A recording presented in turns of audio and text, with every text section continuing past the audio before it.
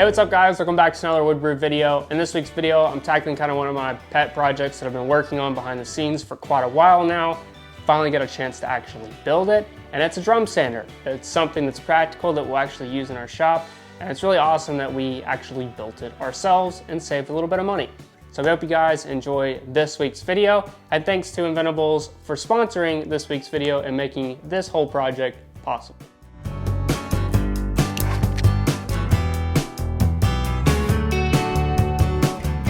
So I actually started by modeling this entire project in SketchUp before we ever even started.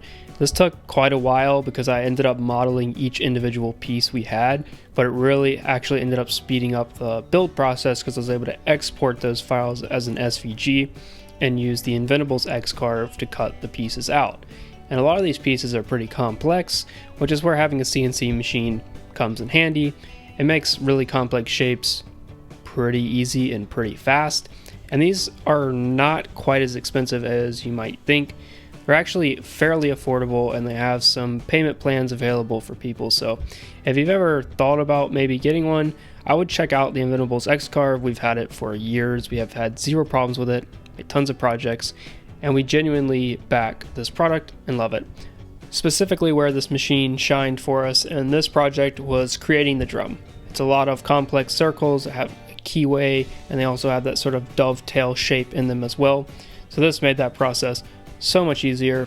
Although you could do it with a jigsaw or a hole saw or something along those lines, this definitely made the process easier.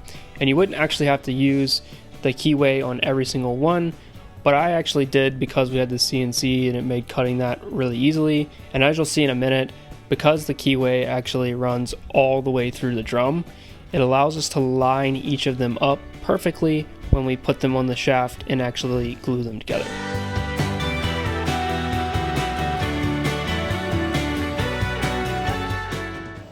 This, then this, then this, then this.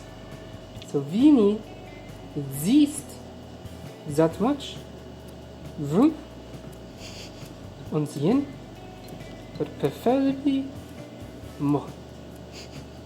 Okay.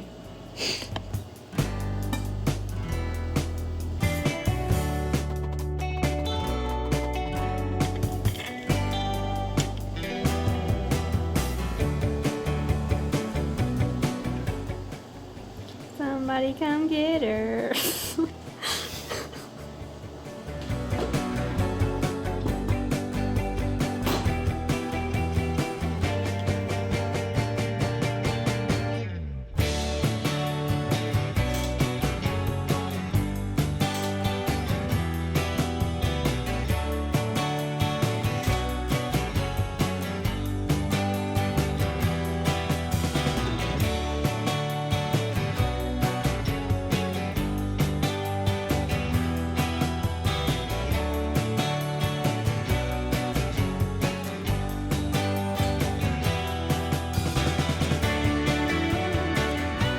The rest of the cabinet of the drum sander is made from melamine, and all of these pieces are cut on the table saw. I chose melamine primarily because the table needs to be slick and durable, and this is about the most affordable way to do that.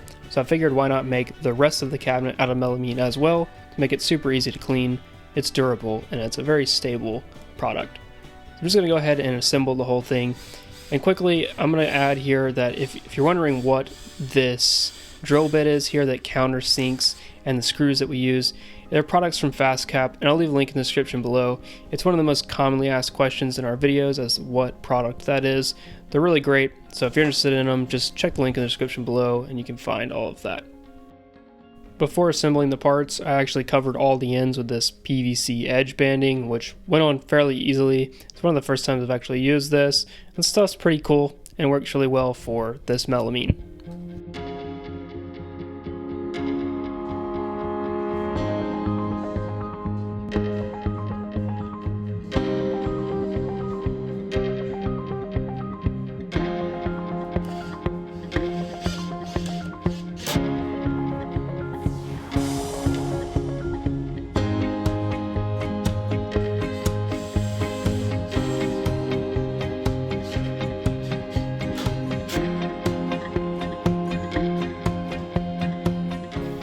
The height adjustment of this drum sander is pretty unique in that it uses a hinge. So we cut this piano hinge to length and then attached it on the back side. You'll see later that I kind of changed this up. But this is basically the way that you adjust the height of the table. You just move the actual angle of the table closer to the drum.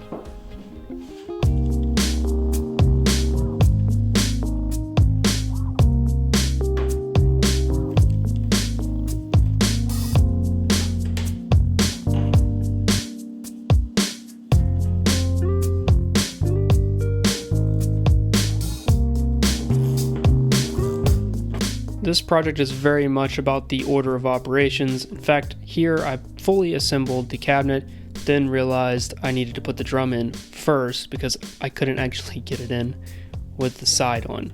So when you're doing this, you do have to pay attention to kind of the way things to go together and when they need to go together in order for you to be able to actually attach them.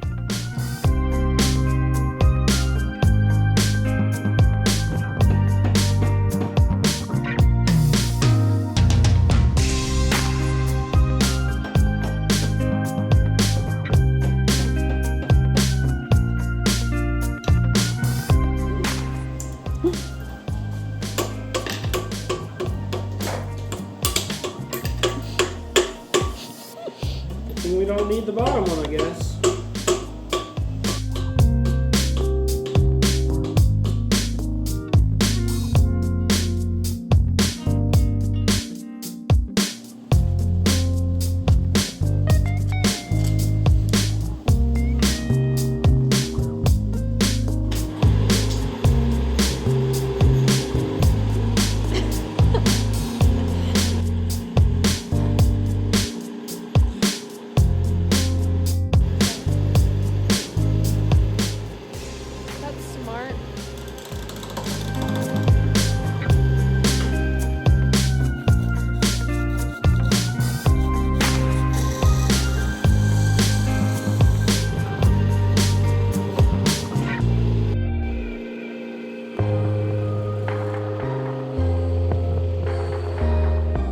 One of probably the most complex portions of this build.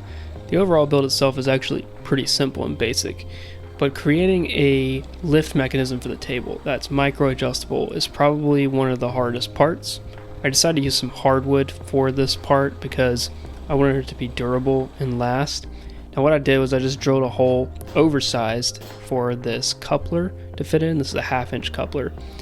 And then I'm just going to use a screw to screw against it to keep it from turning. It's so much easier than actually cutting in a hexagonal shape all the way through this thing and making it fit perfectly. That was just a much easier route to go.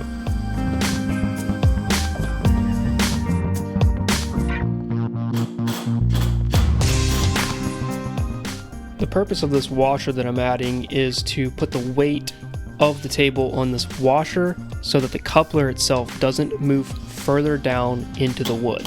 So once this is in, I'm going to flip it over and then push the coupler down to that washer, and that way the weight of the table is going to be in a fixed location and it doesn't move.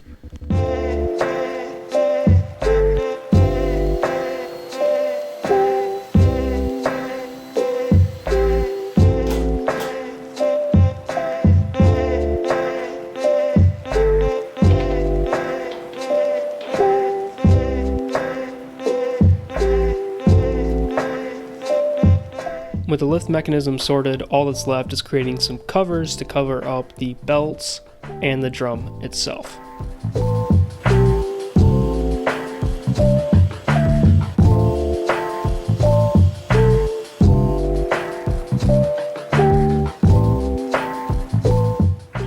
While the X-Carve was cutting out the side pieces, I went ahead and ran some strips through the table saw.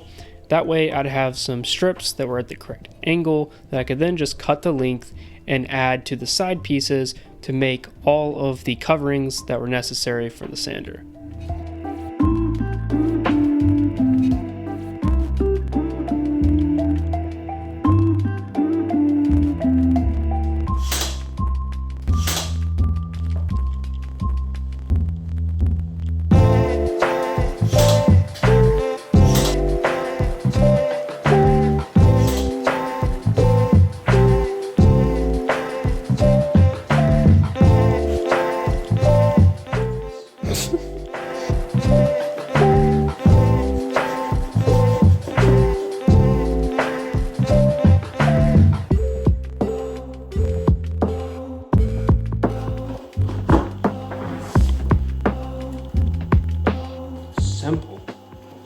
you get 100% adjustability, one knob, and you ain't overcomplicating nothing. Boom.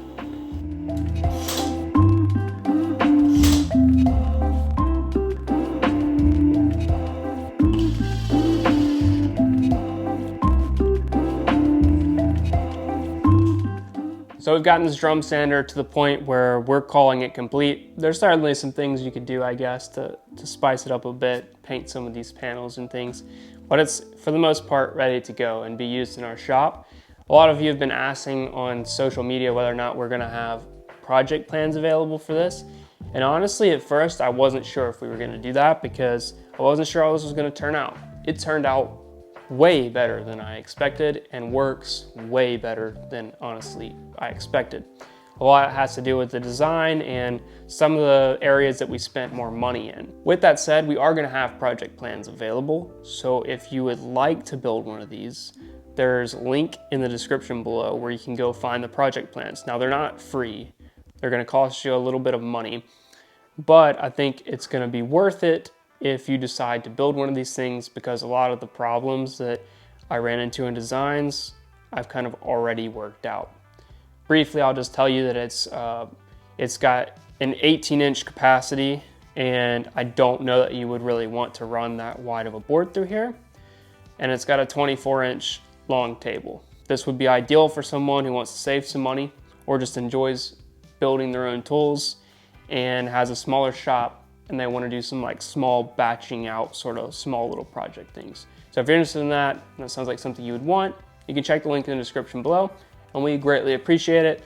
These videos aren't cheap to make, so that definitely helps us out continue doing similar things to this in the future. So the drum sander is basically complete. I wanted to go through some things that we've done off camera, address some probably common questions that you all are gonna have, and then we'll fire it up and test it out. So the first thing I'll talk about is some things that we've done off camera. Those would be, we've thickened the table. So we've added a second layer to the table here. That's what I originally designed, but in the video, I only added one actual piece here, thinking it might be strong enough. It wasn't. I took it off and I added a second piece. When I did take it off though, I realized there's another problem in the design that I didn't really think about.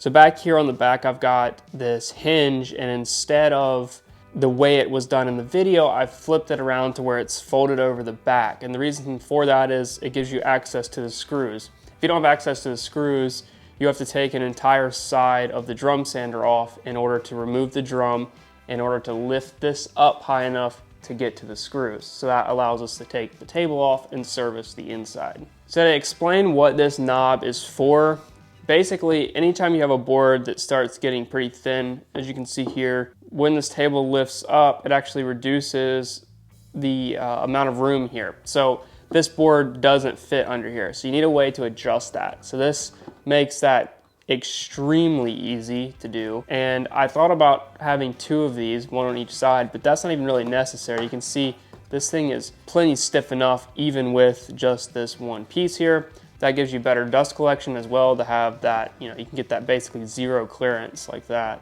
which is super nice. One of the things I kind of thinking about doing in the future, there's two things. One, I would like to cut in a window here and add a little piece of plexiglass. I think it would be cool and possibly useful to be able to see the drum. Second thing is on our lift mechanism, I would like to add some pieces that kind of have a similar knob system that can come up and make contact with the table to give it a little bit more support if you're running pieces on either side. And there is a reason for that.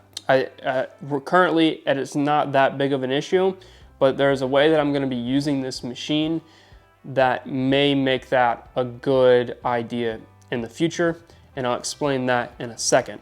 But first, we'll talk about this lift mechanism. What this is intended for is not for moving the table up and down large amounts. If you're gonna do that, simply lift the table and spin it with your hand and let it back down, or vice versa, lift it back up. The point of this is to get it close, then run your board through, and then to micro adjust, like 1/8 of a turn is enough for another pass. And that way you've got some good control for your depth of cut. So sandpaper wise, I designed this specifically to keep things very simple and cheap, but also this is not designed for me to be able to run full 18-inch pieces through. This is designed to do small things. It's a small projects sort of batch thing. I have some ideas for some things that I would like to batch out in the future, and this will help me do that. I'm not saying that this can't stand a full width board, but that's not at all what I personally designed this for. I also designed it to be really simple and easy and affordable to use sandpaper on. So I actually saw this on another video on YouTube, this design, and I'll link to that below because you might find some useful information in the way he designed it as well. But basically all this is that it's a wedge, a dovetail basically. So as you tighten this down, it actually sucks the sandpaper tight to the drum. So you're not spending a lot of time trying to make it tight. It gets forced to be tight around the drum. Also, this is 9 by 11 sheets of sandpaper. I originally wanted to make it to where I didn't have to cut these down at all. That didn't end up being the case, but it's very close. I have to cut a very small strip off of each one when I go to put it on here, but this just uses standard 9 by 11 sheets of sandpaper, which are super cheap and really affordable. And I split this in half, and these bars are split in half so that you can change out each side independently, so that, like in this case, we have an 80 grit side and a 120 grit side. Because for me, that's what's gonna be super useful. I can remove a bulk of material over here, then simply move the piece over, run it through one time, and get a 120 grit sanding on this side. Super simple, and there's a lot of thought that went into that. Some other things that I think people might have questions about are these shafts, the pillow blocks, and the pulley and motor system. And I'm gonna leave links to everything that I use down below. This is an area where I just don't think anyone should skimp out on if you decide to build this. The shaft that we use is a 3/4 inch keyed shaft, and this is a 3.5 inch pulley to a 3.5 inch pulley. The motor, I believe, is 1800 RPMs. I can't be certain on that. This is a really old motor. Speaking of motors, it is a 1/2 horsepower blower motor, and I think a lot of people would have questions whether or not that is enough power. In my case, it is, simply because we're not intending to use this on very large pieces on a regular basis. You might want to consider having a larger motor if you do that. We had this motor laying around, so we used it. And so far, even doing much larger pieces, it's not underpowered. I just don't think you need a significant amount of power doing this because you're probably not taking off a lot of material. So far, that's worked for us. In here, this is sort of tensioned with a platform on a hinge, but one thing that I think I might change in the future, another thing, is I might just screw this straight down to the bottom and make this belt the exact size it needs to be, because there's a little bit of play in here that causes a small amount of vibration. Not a big deal, but something I might upgrade in the future. So when you're ready to run it, you want to slide your board in to where it slides through, and then basically stop it when it gets kind of difficult like that. So that's going to take a good chunk off. Now what you can do is, for extra safety, is use this extra wing nut here, spin it down, and that'll lock that there. Basically it kind of jams against that and doesn't allow it to vibrate loose, even though that hasn't been my experience. So what I'm going to do here, we have some 1.25 inch board. I'm just going to draw some lines on here so we can see how well this works. We have 80 grit and 120 grit, so we're going to go through 80 grit first, then hop over and finish with 120 grit. Let's do it. Also, dust collection works phenomenally well on this, and I would say is getting near 100% of the dust.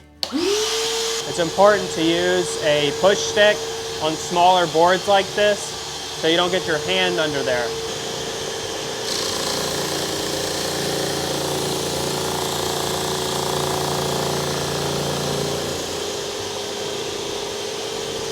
So that's one pass.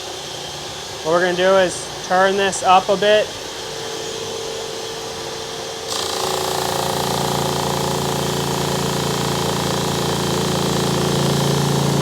This is a pretty heavy pass.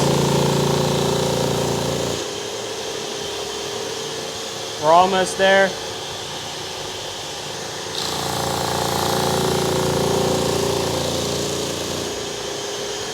All right, now we're gonna keep it the same and go through the 120 side.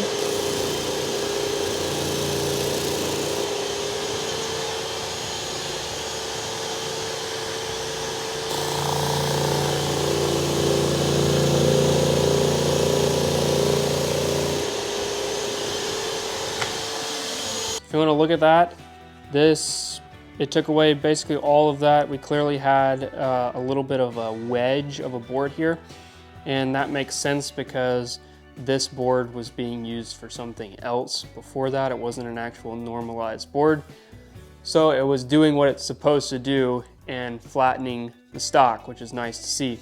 If we take this and put this on a cast iron surface, you can see this thing is flat as can be, which is what you want to see. It's also a great surface finish here. There's no waviness at all, which means now all we would need to do is quickly brush this over with some 220 and this would be ready for finish. So as you can see, it works surprisingly well. I think I'm going to do kind of some update videos hopefully in the future so that you guys can check this thing out. You'll definitely see it in some upcoming videos. Yeah, you'll get to be able to hopefully see it being used in some future projects here very shortly because that's why we built it. We're gonna actually use this thing. We have some projects in mind that we actually need this for. So again, thank you guys so much for watching. This video is a little bit different than I think what we normally do. It was a lot of fun, this engineering challenge. I had thoroughly enjoyed it. It's been kind of my pet project for the last few months, and SketchUp and figuring out how exactly we're gonna do this affordably. That's it, that's all I got. Hope you guys enjoyed the video. We're gonna be posting a little bit more frequently coming up with the whole COVID situation. We've been slacking to say the least. So all that's gonna be ramping up here shortly. Hope you guys enjoyed it. See you next week.